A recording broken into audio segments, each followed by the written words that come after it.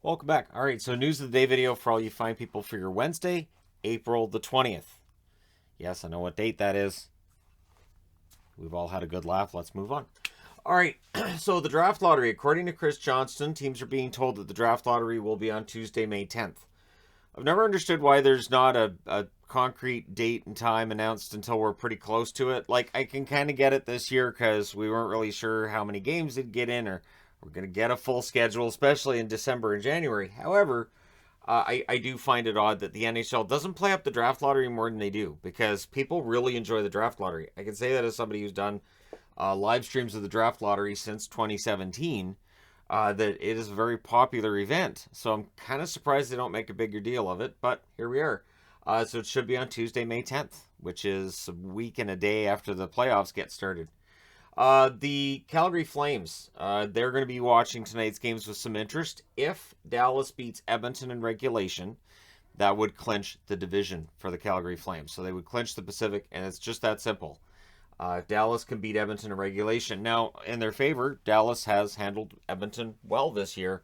It's been Vancouver they had problems with. It's one of those weird things where some teams match up really well with others, that I've always found fascinating over the years, but especially since I've started running this channel, I've really noticed this where some teams just have really good matchups, and we'll see if Dallas can get that done.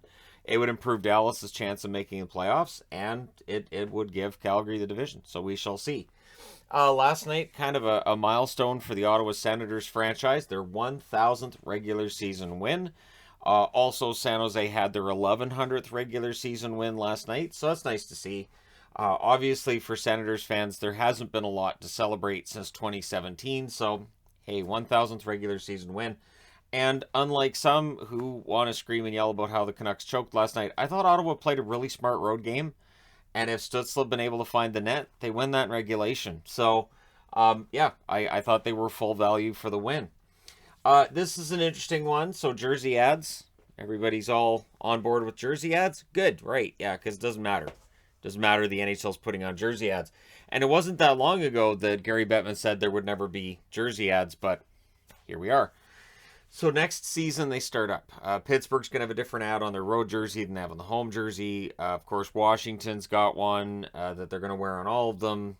Columbus has already revealed their partnership on all three of their jerseys.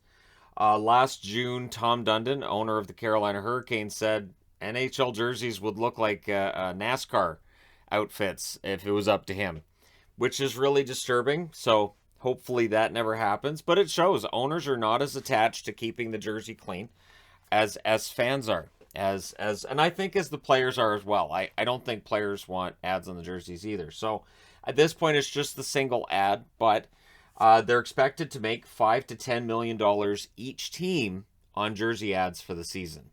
So that's a lot of money. That is at least five. Let's see, 5 times. Oh, math early in the morning. Here we are. Okay, not that early, but still, math in the morning. Can you imagine? Well, in high school I could. So yeah, $5 million each. So that'd be 50 million, $150 million, between 150 and $300 million next season.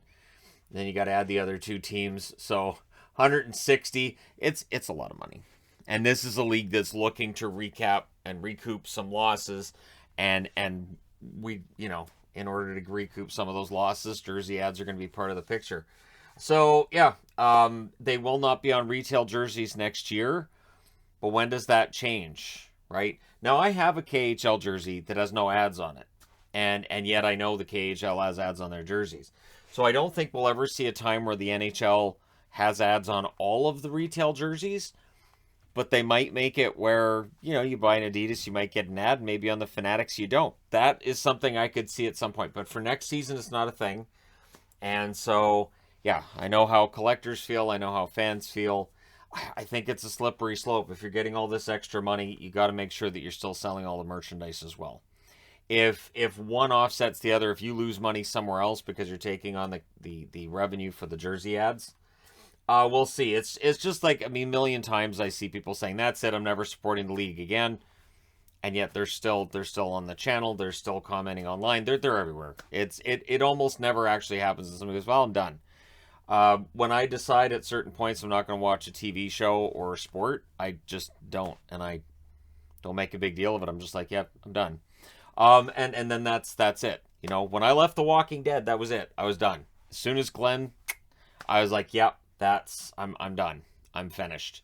Never gone back. Never watched a full episode since. So yeah, we'll see what the NHL does, and if anybody actually, gets really angry about it and what happens, and then how the NHL might react to that. But we're getting the ads. They've been announced by a handful of teams. Watch for some teams to kind of bury it. Kind of like they'll have an announcement, but maybe they do it on a Friday night. Maybe they do it in the middle of the summer, assuming nobody's really paying much attention. So we'll see what happens. But I would expect that most teams will have those jersey ads next year. Injury news. Nazem Kadri is expected to return tonight for the Colorado Avalanche. He's been out for a while. He's having a career year. It's important, I think, to get him in the lineup and get him going before the playoffs so that you know where you're at, you know where he's at, and you make sure he's actually 100% when the playoffs get rolling. So I'm not a big fan of the idea of, well, they'll just hold him out till the playoffs. You got to be in game action. Carey Price talking about that from Montreal, that you can practice all you want. It is not the same as being in game, and you don't really get an idea of where you're at from an injury perspective. So Kadri coming back now is bad news for the rest of the league, potentially, because we're getting ready for the playoffs. Carolina, Stahl may play tomorrow for them, so he's seen as being close. Kotkaniemi will not, although he's still listed as day-to-day. So with Jordan Stahl back in the lineup, that would definitely help Carolina. They're going through their own rough patch right now with both record-wise as well as with injuries. So look for Carolina to come through this, and then it depends on who they meet in the first round. I do have some concerns with Carolina right now, though, but we'll see what happens. Marc-Andre Fleury has made it clear that while his contract's running out, he'd like to come back for at least one more year. And it sounds to me like he wants to play it year by year, sort of like how we're seeing Pavelski in Dallas, right? So we'll see with Fleury whether or not he stays in Minnesota. He said he sees this team being able to potentially go on a run and go all the way. It'd be so weird if somebody goes to another team at the deadline and says, well, I know these guys aren't going to win, but team's a team. But yeah, so Fleury wanting to play next season, there will definitely be teams lined up. I would think Minnesota would be interested in bringing him back next year as well. So we'll see if he signs an extension there or not. Montreal news. So I kind of wanted to put Carey Price stuff on the board, but there's nothing really to report other than they're going to evaluate it at the end of the year, which we kind of already knew. Like he's playing the games to see where he's at, and then we'll find out whether or not he's going to play next year. The one thing is he's made it pretty clear he doesn't want to be, one of these guys who's always injured and hemming and hawing and going through all that. So we'll see. But Byron is out. Apparently he's had a nagging injury for weeks and tweaked something last night, ended up not finishing the game. So they've called up Harvey Pinard from the minors. We'll likely see him in their next game. For Montreal, they're playing out the string.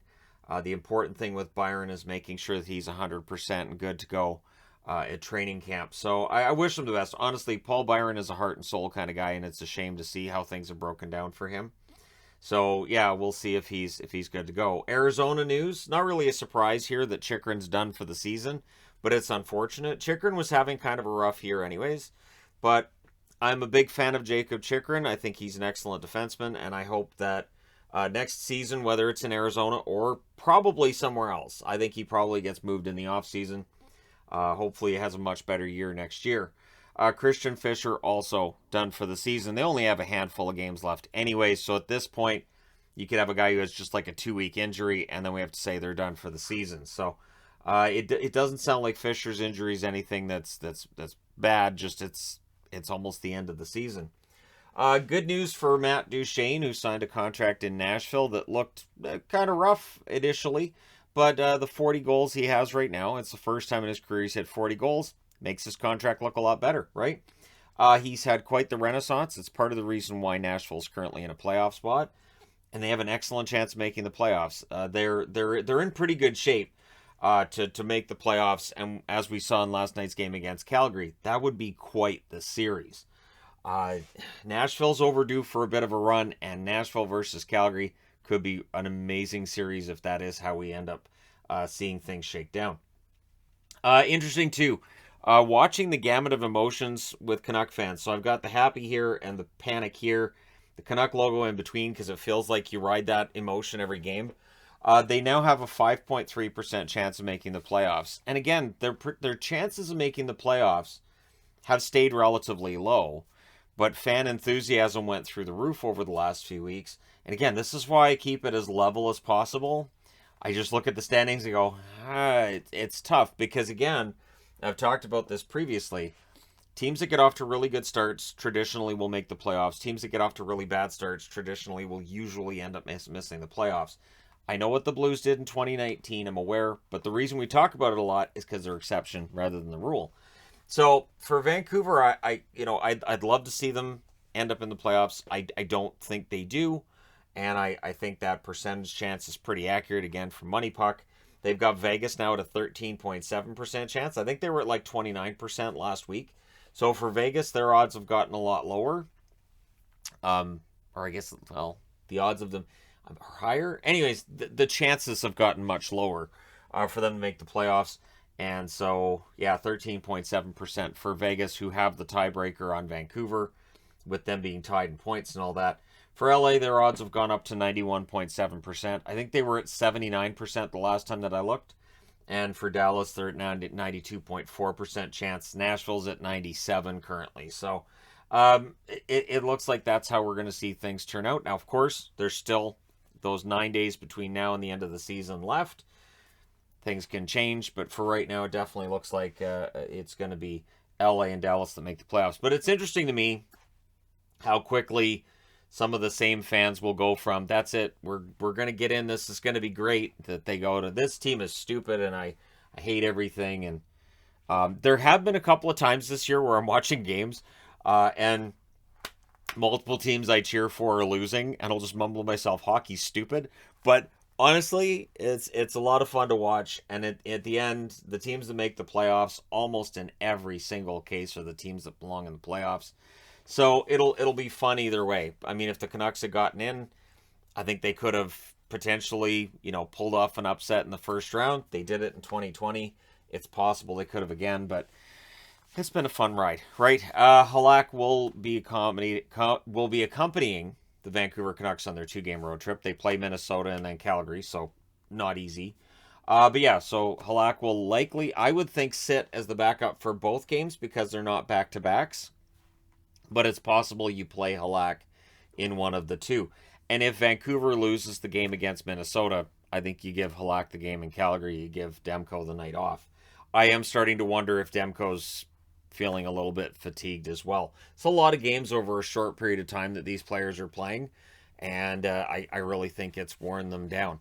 But there you go. Let me know your thoughts in the comment section below as always. Don't forget to hit like and subscribe if you're browsing your way through. You just happened upon this video.